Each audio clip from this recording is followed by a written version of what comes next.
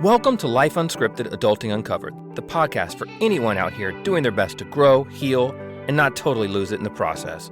I'm your host, Brennan, and if you ever felt like the only adult still figuring it out, don't worry, you're not alone. This is the place for you. Let's stop pretending and start talking. You know how everyone online says watch for red flags? They're not wrong. Ignoring red flags will cost you every single time. But here's the problem. We've become obsessed with them. Everywhere you look, it's lists, memes, TikToks, never date someone who does this, big red flag if they say this. And that obsession keeps you in defense mode. And when you live in defense mode, you don't just block danger, you miss connection. Because you can't receive love if your only focus is protecting yourself from getting hurt. So today, let's talk about balance, how to spot red flags and green ones, and how to train your instincts to do both. And I want you to stick with me because at the end of this video, you'll have 5 ways to improve your flag radar. Guys, welcome back. And if you're new here, my name is Brennan. And for the past 15 years, I have been a student of self-development. I post content to help people heal, grow, and live a life with real purpose. My mission is super simple. It's to help you live a 10 out of 10 life. Now let's break this down and let's talk about some flags.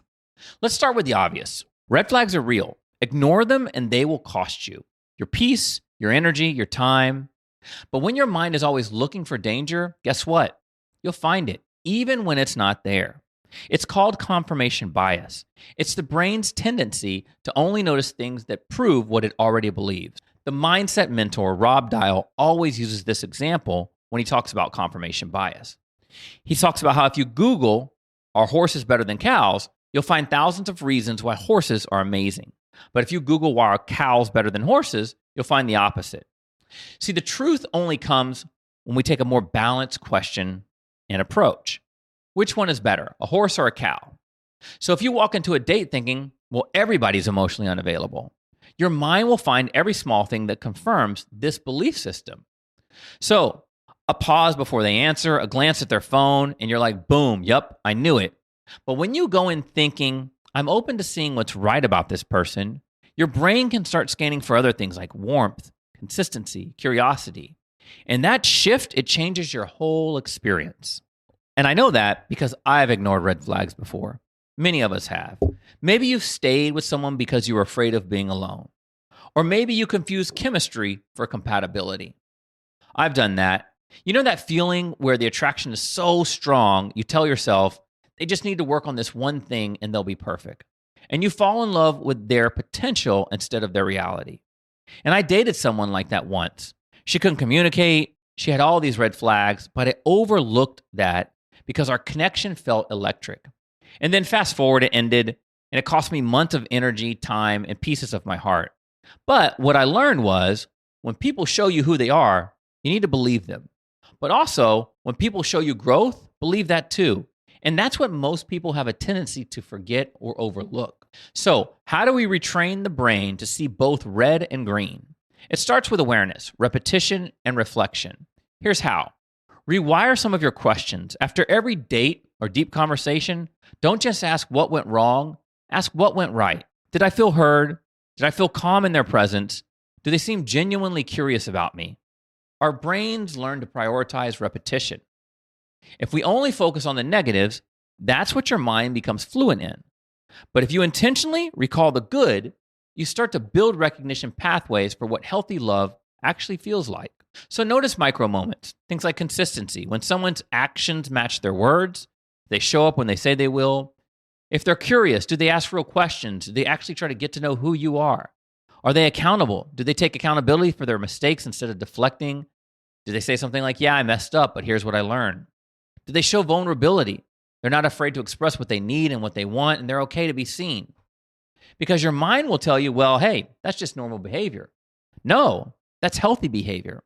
So name it, acknowledge it, and every time you label a green flag, you reinforce what's right in your brain, and you create these pathways to look for those things. The next thing is to balance your radar. When something feels off, don't gaslight yourself.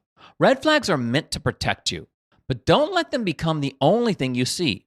So for example, if you're on a date and they interrupt you a few times, old programming might pop in and say, run, but balance it, bring it up and notice how they respond. Do they dismiss you? Or do they say, hey, I didn't realize I was doing that. Thanks for telling me. Because that second response, that's a green flag disguised as a red one. It shows emotional maturity, shows self-awareness. That's how to train your instincts to respond, not just to react. The next is to reflect without judgment.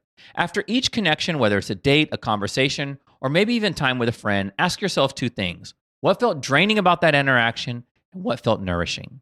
Keep a list in notes in your phone if you have to. And what you'll see are some patterns.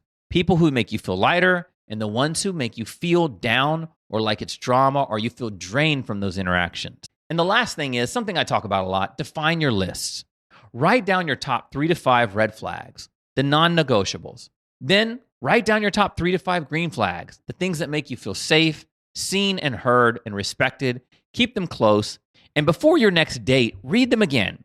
Not to judge other people, but to remind yourself of what you're actually looking for. Because dating isn't about avoiding pain. It's really about choosing better.